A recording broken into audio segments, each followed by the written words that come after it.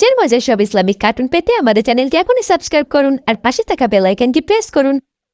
বন্ধুরে, তোকে তো বাবা কুরবানি করে দিবে, এটা আমি কিভাবে সহ্য করব বল?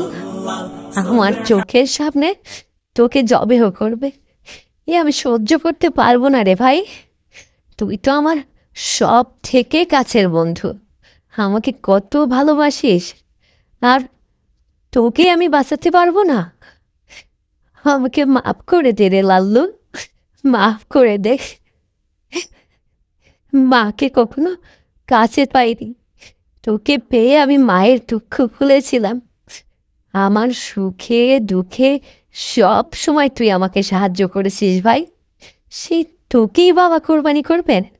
আমি সহ্য করবো কিভাবে? হে আল্লাহ, হে আল্লাহ, এইবার তোকে পেয়ে